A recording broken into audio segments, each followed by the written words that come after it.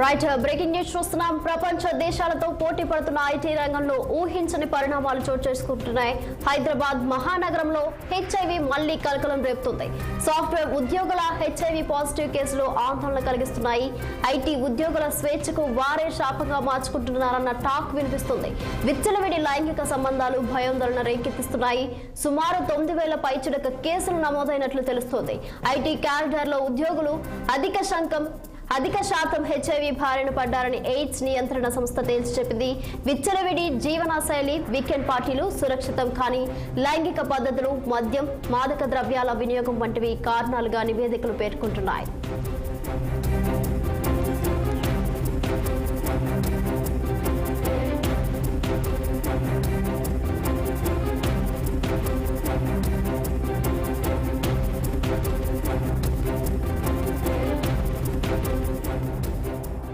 ప్రపంచ దేశాలతో పోటీ పడుతున్న ఐటీ రంగంలో ఊహించని పరిణామాలు చోటు చేసుకుంటున్నాయి.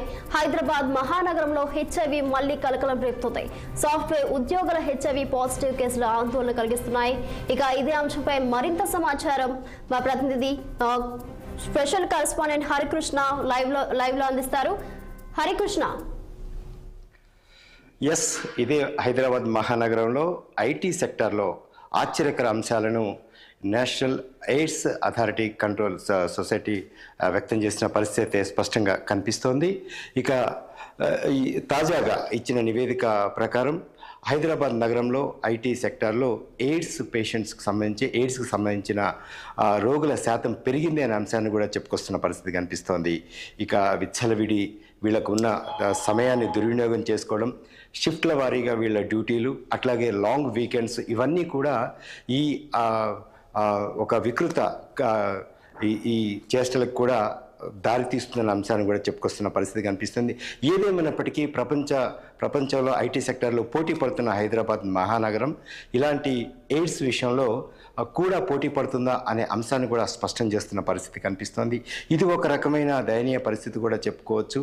ఎటు వెళ్తుంది మహానగరం? వాళ్ళకు ఉన్న సమయాన్ని ఈ రకంగా దుర్వినియోగం చేసుకోవడం ఏంటి అనే అంశం పట్ల కూడా ఇటు కొన్ని రకాల వాతావరణం కలిగిస్తున్న పరిస్థితి కనిపిస్తోంది. ఇది అంత మంచి శ్రేయస్కరమైన పద్ధతి కాదు అనే కోణంలో కూడా అభిప్రాయాలు వ్యక్తమవుతున్న పరిస్థితి కనిపిస్తోంది. ప్రధానంగా ఐటీ ఉద్యోగులు అంటే వాళ్ళకు షిఫ్ట్ డ్యూటీలు ఉంటాయి. అట్లాగే ఐటీ సెక్టార్లో 3 రకాలుగా ఉద్యోగులు వస్తుంటారు. నైట్ షిఫ్ట్ ఉంటుంది. ప్రధానంగా వాళ్ళకి రెస్ట్ రూమ్స్ కూడా ఉంటాయి. ఈ రెస్ట్ రూమ్స్, ఇలాంటి వాతావరణం వాళ్ళ స్వేచ్ఛను దుర్వినియోగం చేసుకోవడమే అనే అంశం పట్ల కూడా చర్చ జరుగుతుంది. అంతేకాకుండా ఇటీవల పెరిగిపోయిన మాదక ద్రవ్యాలు కూడా ఈ హెచ్ఐవి వ్యాప్తికి దోహదం చేస్తున్నాయని కూడా చెప్పుకోవచ్చు.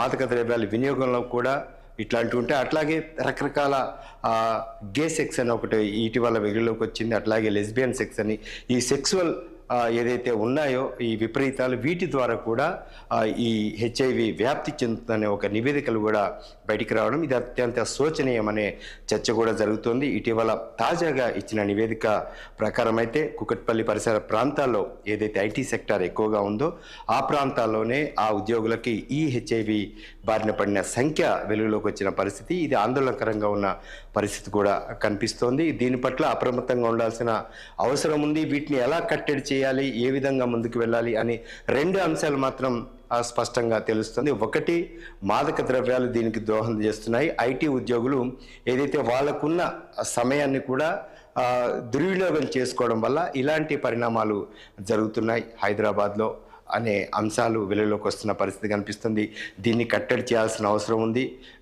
ఏ విధంగా ఈ ప్రపంచంతో పోటీ పడుతున్న హైదరాబాద్ నగరంలో ఇలాంటి శోచనీయమైన వార్తలు బయటికి రాకుండా ఉండాలంటే, ఐటీ సెక్టార్ పకడ్బందీగా నడవాలంటే ఎలాంటి చర్యలు తీసుకోవాలనే కోణంలో కూడా ఇటు కొంత కార్యాచరణ కనిపిస్తున్నట్లు కూడా తెలుస్తోంది. సో హరికృష్ణ, మరి ప్రజలు చాలా తక్కువగా అవగాహన ఉండడం వల్ల కూడా అనుకోవచ్చా? అంటే అవగాహన కలిగించాలా?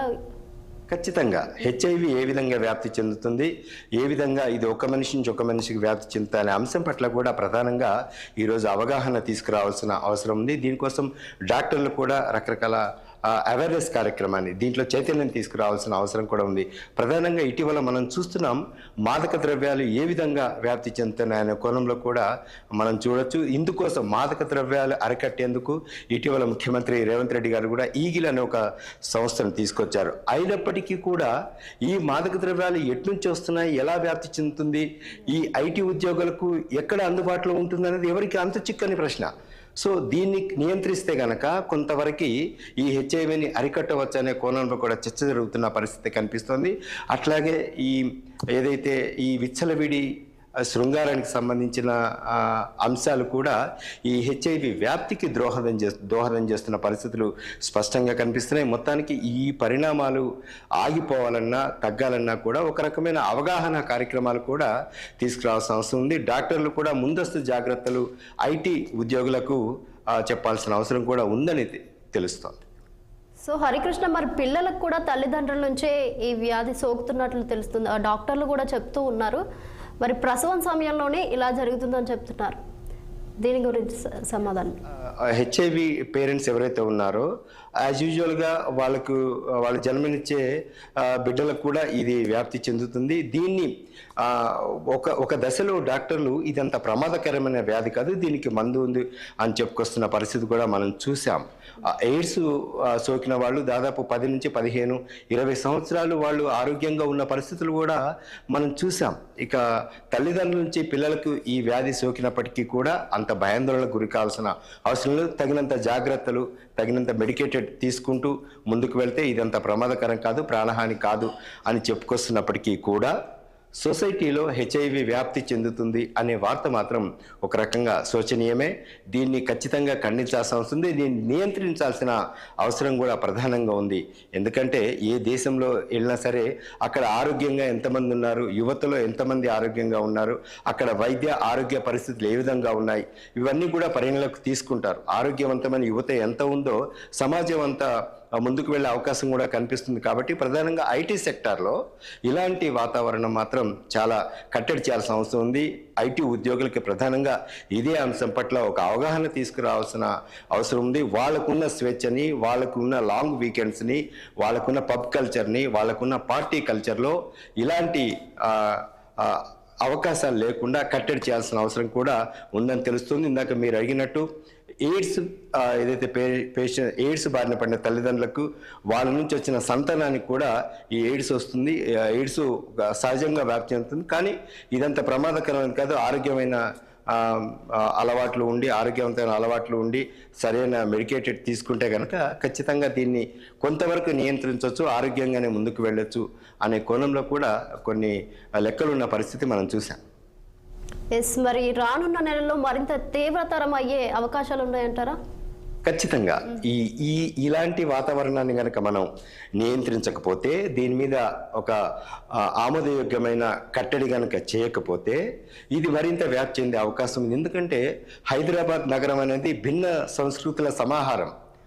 ఐటీ సెక్టార్లో కూడా మనం చూసాం, ఎక్కడెక్కడి నుంచో దేశంలో ఇటు లక్నో నుంచి కానీ, మధ్యప్రదేశ్ నుంచి కానీ, ఢిల్లీ నుంచి కానీ, ముంబై నుంచి కానీ, నోయిడా నుంచి కానీ చాలా వరకు వచ్చి ఇక్కడ ఐటీ ఉద్యోగాల్లో సంపాదిస్తూ ఉంటారు.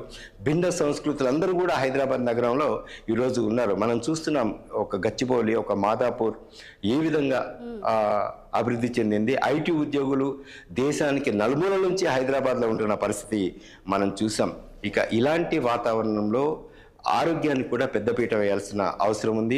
ఒక రకమైన అవగాహన తీసుకురావాల్సిన అవసరం ఉంది. మనం చూసాం ఈ మధ్య ఒకే హాస్టల్లో అన్ని రకాల ఇటు అమ్మాయిలు అబ్బాయిలు ఒకే అపార్ట్మెంట్లో ఉండడం, ఒకే ఫ్లాట్లో ఉండడంగా మనం చూస్తున్నాం. ఇలాంటి సందర్భంలో ఏదో ఒక రకమైన వాళ్ళు ఏం చేసినా సరే, శృంగారంలో పాల్గొన్నా సరే, సరైన పద్ధతులు పాటించకపోతే ఈ హెచ్ఐవి వ్యాప్తి చెందే అవకాశం సర్వసాధారణంగా ఉంటాయి. వీటి మీద అవగాహన ఉండాలి. అంటే వాళ్ళకి ఇచ్చిన స్వేచ్ఛని దుర్వినియోగం చేసుకోకూడదు. ఒక రకమైన పద్ధతులు పాటిస్తూ ఏమైనా చేసుకుంటే ఈ హెచ్ఐవిని తగ్గించే అవకాశం ఉంది. ఈ ఐటీ ఉద్యోగులకు ప్రధానంగా ఇలాంటి విషయంలో అవగాహన తీసుకొస్తే ఈ హెచ్ఐవి లెక్కలు మరీ విపరీతంగా పెరగకుండా ఉండే అవకాశాలు కూడా కనిపిస్తాయి. దీని మీద అవగాహన చాలా అవసరం అనే చర్చ కూడా జరుగుతోంది. Harikrishna, right, thank you.